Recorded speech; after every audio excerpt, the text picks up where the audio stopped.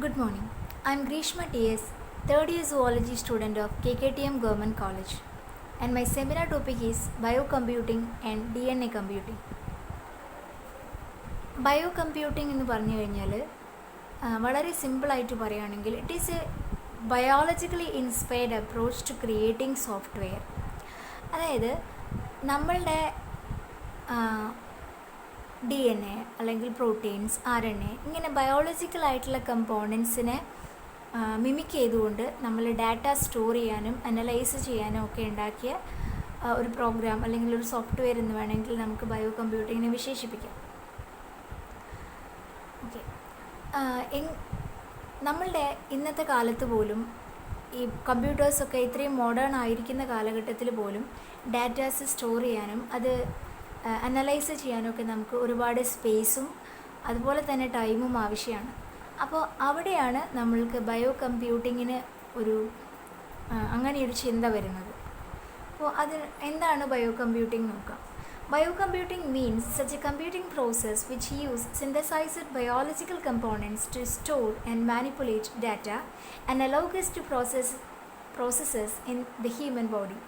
അതായത് നമ്മളുടെ ഹ്യൂമൻ ബോഡിയിലേതുപോലെ, അതായത് നമ്മളുടെ DNA ഡാറ്റാസ് സ്റ്റോർ ചെയ്ത് വെച്ചിരിക്കുന്നത് പോലെ ബയോളജിക്കൽ കമ്പോണൻസ്, ആർട്ടിഫിഷ്യലായിട്ട് ക്രിയേറ്റ് ചെയ്തിട്ടുള്ള biological components such as RNA, DNA, proteins, അവരിൽ ഡാറ്റ സ്റ്റോർ ചെയ്യാനും മാനിപ്പുലേറ്റ് ചെയ്യാനും ഒക്കെ സാധിക്കുന്ന ഒരു കമ്പ്യൂട്ടിംഗ് പ്രോസസ്സിനെയാണ് നമ്മൾ എന്ത് വിളിക്കുന്നത്, ബയോ കമ്പ്യൂട്ടിംഗ് എന്ന് വിളിക്കുന്നത്. അത് നമ്മൾ എക്സാക്ട്ലി നമ്മളുടെ RNA-യിൽ DNA-യിൽ നടക്കുന്ന, നമ്മളുടെ ഹ്യൂമൻ ബോഡിയിൽ നടക്കുന്ന ഒരു പ്രോസസ്സിന് തുല്യമായിരിക്കും.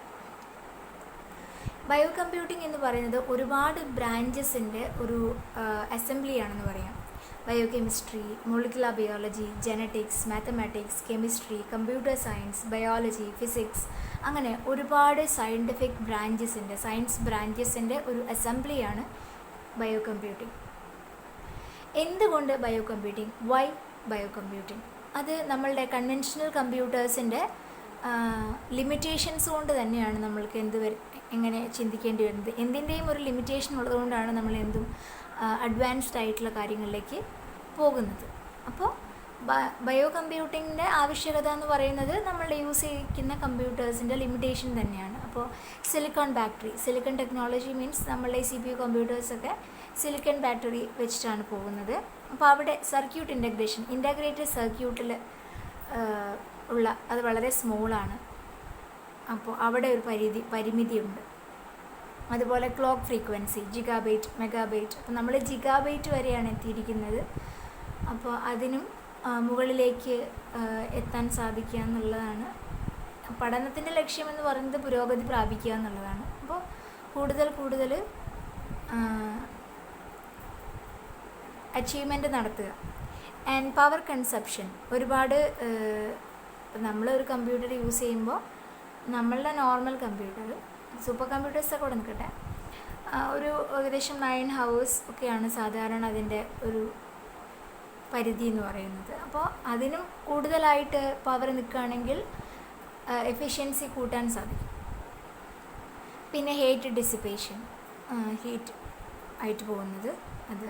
ഓക്കെ, ഇനി solving complex problems in stipulated period of time. അതായത് സാധാരണ കമ്പ്യൂട്ടേഴ്സ് അറ്റ് എ ടൈം ഒരു പ്രോബ്ലമാണ് അല്ലെങ്കിൽ ഒരു പ്രോഗ്രാമാണ് അതിൽ നടക്കുക. കമ്പ്യൂട്ടറിന് എൻ്റെ 2 ഫേസസ് 0ഉം 1ഉം, അപ്പോൾ ഏതെങ്കിലും ഒരു ഫേസ് മാത്രമേ ഇവിടെ നടക്കുകയുള്ളൂ. പക്ഷേ ഈ DNA കമ്പ്യൂട്ടേഴ്സ് ആണെങ്കിൽ അല്ലെങ്കിൽ ബയോ കമ്പ്യൂട്ടേഴ്സ് ആണെങ്കിൽ ഒരു സമയത്ത് ഒരുപാട് വഴികൾ കണ്ടുപിടിക്കും. നമ്മൾ അത് വഴിയെ വരും, എന്നാലും പറയാം. നമ്മൾ കൺവെൻഷണൽ കമ്പ്യൂട്ടേഴ്സ് ചെയ്യുന്നത് ഒരു സമയത്ത് ഒരു പ്രോബ്ലം കൊടുക്കുകയാണെങ്കിൽ അതിൽ ഒരുപാട് വഴികളുണ്ട് അവിടേക്ക് എത്താനാണെങ്കിൽ. ആദ്യം ഒരു വഴി ചെയ്ത് അത് കംപ്ലീറ്റ് ആയതിനു ശേഷം മറ്റു വഴി ചെയ്തിട്ടാണ് ശരിക്കും കമ്പ്യൂട്ടർ വർക്ക് ചെയ്യുന്നത്. പക്ഷേ ഈ ബയോ കമ്പ്യൂട്ടേഴ്സ് അല്ലെങ്കിൽ DNA കമ്പ്യൂട്ടേഴ്സൊക്കെ ചെയ്യുന്നത് അറ്റ് എ ടൈം ഒരുപാട് വഴികളിലൂടെ പോയി പ്രോബ്ലം സോൾവ് ചെയ്യുകയാണ് ചെയ്യുക. അപ്പോൾ കോംപ്ലക്സ് പ്രോബ്ലംസൊക്കെ വേഗം സോൾവ് ചെയ്യാൻ പറ്റും. ഇപ്പോൾ ഗവൺമെൻറ് ആയാലും ഗവൺമെൻറ് മൾട്ടി ഏജൻസി പ്രോഗ്രാംസൊക്കെ ബയോ കമ്പ്യൂട്ടിങ്ങിനെ അടിസ്ഥാനപ്പെടുത്തി നടക്കുന്നുണ്ട്. അതിലൊന്നാണ് നമ്മളുടെ ഹ്യൂമൻ ജീനോം പ്രോജക്റ്റ്. വളരെ പ്രസിദ്ധമായ ഒരു പ്രോജക്റ്റാണ്. പിന്നെ the high performance computing and communications initiatives, അതുപോലെ തന്നെ the human brain project and national information infrastructure and digital libraries initiatives. ഇതൊക്കെയാണ് ബയോ കമ്പ്യൂട്ടിങ്ങിനെ വെച്ചിട്ട് ചെയ്യുന്ന അല്ലെങ്കിൽ ഉള്ള ഫേമസ് ആയിട്ടുള്ള പ്രോഗ്രാംസ്. ഇനി ബയോ കമ്പ്യൂട്ടേഴ്സ് 3 തരത്തിലുണ്ട്. ബയോ കെമിക്കൽ കമ്പ്യൂട്ടേഴ്സ് ഉണ്ട്, ബയോ മെക്കാനിക്കൽ കമ്പ്യൂട്ടേഴ്സ് ഉണ്ട്, ആൻഡ് ബയോ ഇലക്ട്രിക്കൽ കമ്പ്യൂട്ടേഴ്സ് ഉണ്ട്. ഇനി നമുക്ക് DNA കമ്പ്യൂട്ടിങ്ങിലേക്ക് വരാം. DNA കമ്പ്യൂട്ടർ എന്ന് പറയുന്നത് അതിൻ്റെ ഒരു ബ്രാഞ്ച് എന്ന് പറയാം, അല്ലെങ്കിൽ ബയോ കമ്പ്യൂട്ടറിൻ്റെ ഒരു ടൈപ്പ് അല്ലെങ്കിൽ ഒരു ബ്രാഞ്ച് എന്നൊക്കെ വേണമെങ്കിൽ നമുക്ക് പറയാം. അപ്പോൾ അതിന് മുമ്പ് എന്താണ് DNA എന്ന് നോക്കാം. What is DNA? Deoxy റൈബോ nucleic acid, അതെല്ലാവർക്കും അറിയാം. ആൻഡ് യുക്കാരിയോട്ടിക് ഓർഗാനിസത്തിൻ്റെ ജനറ്റിക് മെറ്റീരിയലാണ് DNA എന്ന് പറയുന്നത്. ഇൻഫർമേഷൻ്റെ സ്റ്റോറേജ്, ലോങ് ടേം സ്റ്റോറേജ് ആണ്. DNA എന്ന് പറയുന്നത് ശരിക്കും ഒരു കോഡാണ്. അത് അഡിനിൻ, തൈമിൻ, ഗ്വാനിൻ, സൈറ്റോസിൻ എന്ന് പറയുന്ന 4 ബേസിൻ്റെ ഒരു 4 കെമിക്കൽ ബേസ് വെച്ചിട്ടുള്ളൊരു കോഡ് തന്നെയാണ് ശരിക്കും DNA എന്ന് പറയുന്നത്. അത് ആക്ച്വലി നമ്മളിപ്പോൾ യൂസ് ചെയ്യുന്ന കൺവെൻഷണൽ കമ്പ്യൂട്ടേഴ്സിലെ 0-1 ഫേസിൻ്റെ പോലെ. കമ്പ്യൂട്ടറിൻ്റെ ലാംഗ്വേജ് 0-1 എന്ന് പറയുന്ന ബൈനറി കോഡ്സ് ആണല്ലോ. ഇപ്പോൾ നമ്മൾ ഹായ് എന്ന് ടൈപ്പ് ചെയ്താലും ഹലോ എന്ന് ടൈപ്പ് ചെയ്താലും കമ്പ്യൂട്ടർ റെക്കഗ്നൈസ് ചെയ്യുന്നത് 0-1 എന്ന് പറയുന്ന 2 ബൈനറീസിൻ്റെ ഏതെങ്കിലും സീക്വൻസ് ആയിട്ടായിരിക്കും. അതുപോലെ DNA എന്ന് പറയുന്നത് ATGC എന്ന് പറയുന്ന ഈ 4 കെമിക്കൽ ബേസിൻ്റെ ഏതെങ്കിലും ഒരു സീക്വൻസ് ആയിരിക്കും. അതിൽ അഡിനിൻ എന്ന് പറയുന്നത് തൈമിനോട് മാത്രമാണ് ചേരുക, ആൻഡ് ഗ്വാനിൻ എന്ന് പറയുന്നത് സൈറ്റോസിനോട് മാത്രമാണ് ചേരുന്നത്. ഈ കാണുന്ന ഈ ബേസിസ് ആണ്, ഇതാണ് ഈ ബേസിസ് എന്ന് പറയുന്നത്. ഇത് ശരിക്കും ഒരു ഈ ലാഡറിൻ്റെ ഡബിൾ ഹെലിക്സിൻ്റെ ലാഡർ ലൈക്കാണല്ലോ, അതിൻ്റെ ഈ പടികളായിട്ട് ഈ ബേസിസ് ആണ് കാണുന്നത്. And sugar phosphate backbone ആണ് ഈ കാണുന്ന പിടിച്ചു കയറുന്നത് പോലെ കാണുന്ന സാധനം. ലാഡറിൽ പിടിച്ചു കയറാൻ പറ്റുന്ന സാധനം പോലെ തോന്നുന്നു. ആൻഡ് ഈ 2 സ്ട്രാൻഡുകളും DNA മോളിക്യൂളിൻ്റെ 2 സ്ട്രാൻഡുകളും ആൻറ്റി പാരലലാണ്. ഒരെണ്ണം ഇങ്ങോട്ടാണെങ്കിൽ മറ്റേത് അങ്ങോട്ടായിരിക്കും ഓറിയൻറ്റ് ചെയ്യുന്നത്. ആൻഡ് 2 ലൈഫ് ഫങ്ഷൻസ്, 2 ഇമ്പോർട്ടൻ്റ് ആയിട്ടുള്ള ലൈഫ് ഫങ്ഷൻസ് DNAയുടെ ലൈഫ് ഫങ്ഷൻസ് ആണ്. പ്രോട്ടീൻ പ്രൊഡക്ഷൻ, അതായത് മെസ്സേജസ് ആയാലും എന്ത് ലൈഫ് ഫങ്ഷൻസ് നടക്കണമെങ്കിൽ, ലൈഫ് തന്നെ മുന്നോട്ട് കൊണ്ടുപോകണമെങ്കിൽ പ്രോട്ടീൻ പ്രൊഡക്ഷൻ ആവശ്യമാണ്. അപ്പോൾ അത് നടത്തുന്നത് DNA ആണ്. രണ്ടാമത് സെൽഫ് റെപ്ലിക്കേഷൻ, ഗ്രോത്തിനായാലും റീപ്രൊഡക്ഷൻ ആയാലും ഒക്കെ എസെൻഷ്യലാണത്. ഇനി DNA കമ്പ്യൂട്ടിംഗ് എന്ന് പറയുന്നത് ഒരു മോളിക്കുലർ കമ്പ്യൂട്ടറാണ്. അത് കോംപ്ലക്സ് ആയിട്ടുള്ള പ്രോബ്ലംസൊക്കെ ഒരൊറ്റ ടൈമിൽ ഡിഫറെൻ്റ് ആയിട്ടുള്ള പോസിബിൾ സൊല്യൂഷൻസ് വെച്ചിട്ടായിരിക്കും സോൾവ് ചെയ്യുക. അല്ലാതെ ഒരു സൊല്യൂഷൻ കണ്ട് അത് തെറ്റാണോ ശരിയാണോ എന്ന് നോക്കി അടുത്തത് കാണുകയല്ല ചെയ്യുക. അങ്ങനെയാണ് നമ്മളിപ്പോൾ യൂസ് ചെയ്യുന്ന കമ്പ്യൂട്ടേഴ്സ് ചെയ്യുന്നത്. യൂസിങ് എൻസൈംസ്, അതായത് നമ്മളുടെ ബയോളജിക്കൽ കാറ്റലിസ്റ്റ് എന്നാണ് പറയില്ലേ എൻസൈംസിന്, അവരാണ് ശരിക്കും ഇതിൻ്റെ സോഫ്റ്റ്വെയർ ആയിട്ട് ഉപയോഗിക്കുന്നത്. എൻസൈംസ് അങ്ങനെയാണ് ചെയിൻ റിയാക്ഷൻ നടക്കുന്നത്. ഇനി DNA കമ്പ്യൂട്ടേഴ്സിൻ്റെ ഇൻവെൻറ്റർ എന്ന് പറയുന്നത് ലിയോനാർഡ് ആഡിൽമാൻ ആണ്. അദ്ദേഹത്തിൻ്റെ ഒരു ഫേമസ് കോട്ടാണ്, ബയോളജി ആൻഡ് കമ്പ്യൂട്ടർ സയൻസ്, അതായത് life and computation are related. അപ്പോൾ അതിൻ്റെ ഇൻ്റർഫേസ് ഒരു ഗ്രേറ്റർ ഡിസ്കവറീസിന് കാരണമാകും എന്നുള്ള അദ്ദേഹത്തിൻ്റെ അദ്ദേഹം ഹാമിൽട്ടോണിയൻ പ്രോബ്ലമാണ് സോൾവ് ചെയ്ത് കാണിച്ചിരുന്നത്. അതായത് DNA കമ്പ്യൂട്ടേഴ്സ് വെച്ചിട്ട് ഹാമിൽട്ടോണിയൻ പ്രോബ്ലം എന്ന് വെച്ചിട്ടുണ്ടെങ്കിൽ ഒരുപാട് ഡോട്ട്സ് ഉണ്ടാവും. ഇത് ഇങ്ങനെ കാണുമ്പോൾ മനസ്സിലാവും. ഒരുപാട് ഡോട്ട്സ് ഉണ്ടാവും. അതിൽ ഒരു വിന്നും ഒരു വൗട്ടും, അതായത് ഒരു സോഴ്സും ഒരു ഡെസ്റ്റിനേഷനും ഉണ്ടാവും. ഈ സോഴ്സിൽ നിന്നും ഡെസ്റ്റിനേഷനിലേക്ക് എല്ലാ ഡോട്ടുകളെയും ജോയിൻ ചെയ്തുകൊണ്ട് വൗട്ടിലേക്ക് എത്തണം. വീണ്ടും ഒരു രണ്ടാമതൊന്നും പോകാൻ പാടില്ല, പക്ഷേ എല്ലാത്തിനേക്കും പോയിൻ്റ് കണക്ട് ചെയ്ത് വരണം.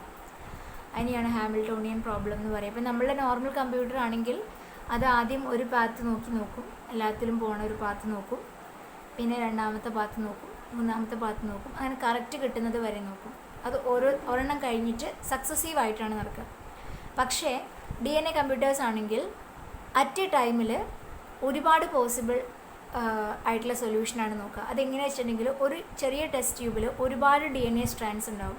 ഈ DNA സ്ട്രാൻഡ്സൊക്കെ പാരലൽ കമ്പ്യൂട്ടേഷനാണ് നടക്കുക. ഓരോ DNA സ്ട്രാൻഡ്സും ഓരോ കമ്പ്യൂട്ടേഷൻസാണ് നടത്തുന്നത്. ഇനി പ്രോപ്പർട്ടീസ് പറയുകയാണെങ്കിൽ ഡാറ്റ സ്റ്റോറേജ് തന്നെയാണ്.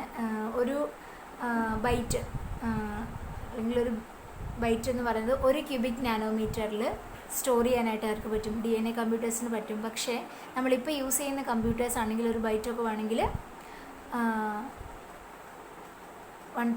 ഒരു 10,000 കോടി ക്യൂബിക് നാനോമീറ്റേഴ്സൊക്കെ ആവശ്യമാണ്, കോടിക്കണക്കിന്. പാരലൽ കമ്പ്യൂട്ടേഷൻ നേരത്തെ പറഞ്ഞതുപോലെ ഒരുപാട് DNA സ്ട്രാൻഡ്സ് അത് പാരലലായിട്ടാണ് കമ്പ്യൂട്ടേഷൻസ് നടത്തുക. ഒരുപാട് പാരലൽ കമ്പ്യൂട്ടേഷൻസ് നടത്താൻ അതിന് പറ്റും. പക്ഷേ നമ്മൾ യൂസ് ചെയ്യുന്ന കമ്പ്യൂട്ടേഴ്സിന് അറ്റ് എ ടൈം ഒരെണ്ണം മാത്രമേ ചെയ്യാൻ പറ്റുള്ളൂ, ഒന്നില്ലെങ്കിൽ 0 അല്ലെങ്കിൽ 1. പിന്നെ എക്സ്ട്രാ ഓർഡിനറി എനർജി എഫിഷ്യൻസി, വളരെ എനർജി എഫിഷ്യൻ്റ് ആയിട്ടുള്ള കമ്പ്യൂട്ടേഴ്സ് ആയിരിക്കും. അഡ്വാൻറ്റേജസ് എന്ന് വെച്ചിട്ടുണ്ടെങ്കിൽ ഈസിലി അവൈലബിൾ ആണ്, ചീപ്പാണ്, പിന്നെ ടോക്സിക് മെറ്റീരിയൽസ് ഒന്നുമില്ല. നമ്മൾ യൂസ് ചെയ്യുന്ന കമ്പ്യൂട്ടേഴ്സിനേക്കാളും വളരെ സ്മോൾ ആയിരിക്കും. അപ്ലിക്കേഷൻ എന്ന് പറയുമ്പോൾ DNA ചിപ്സ്, അതുപോലെ തന്നെ ക്രിപ്റ്റോഗ്രഫി, കോഡിങ്ങിൽ, പിന്നെ ജനറ്റിക് പ്രോഗ്രാമിംഗ്, നമ്മൾ ഡിസൈറബിൾ ആയിട്ടുള്ള ബേബീസിനെയും ഓർഗാനിസത്തിനെയൊക്കെ ഉണ്ടാക്കിയെടുക്കാൻ പറ്റുന്ന, അല്ലെങ്കിൽ അസുഖങ്ങളെയൊക്കെ മെഡിക്കൽ അപ്ലിക്കേഷൻസ്, ഇപ്പോൾ ക്യാൻസർ അല്ലെങ്കിൽ വേറെ ഏതെങ്കിലും ഒരു അസുഖം, അതിനൊരു ക്യൂർ കണ്ടുപിടിക്കണം അല്ലെങ്കിൽ ഒരു മെഡിസിൻ കണ്ടുപിടിക്കണമെങ്കിൽ നമ്മൾ എന്താ ചെയ്യും? നമ്മൾ സാധാരണ വെച്ചിട്ടൊരു കമ്പ്യൂട്ടർ വെച്ചിട്ട്, സൂപ്പർ കമ്പ്യൂട്ടേഴ്സ് വെച്ചിട്ടായാൽ പോലും ചിലപ്പോൾ കൊല്ലങ്ങൾ എടുത്തു എന്ന് വരും. പക്ഷേ ഇത്തരത്തിലുള്ള ഒരു കമ്പ്യൂട്ടർ ആണെങ്കിൽ പെട്ടെന്ന് ഡാറ്റ അനലൈസ് ചെയ്യാനും നമുക്കൊരു സൊല്യൂഷൻ കണ്ടുപിടിക്കാനും പറ്റും. അതൊക്കെയാണ്, ഇത്രയേ ഉള്ളൂ. Thank you. ജസ്റ്റ് ഒന്ന് ഓവറോൾ നോക്കുകയാണെങ്കിൽ ബയോ കമ്പ്യൂട്ടേഴ്സ് എന്ന് വെച്ച് കഴിഞ്ഞിട്ടുണ്ടെങ്കിൽ നമ്മളുടെ DNA or RNA അങ്ങനെയുള്ള പ്രോട്ടീൻസ് അതുപോലുള്ള ബയോളജിക്കലായിട്ടുള്ള കമ്പോണൻസിനെ മിമിക് ചെയ്തുകൊണ്ട് ഡാറ്റ സ്റ്റോർ ചെയ്യാനും അതുപോലെ തന്നെ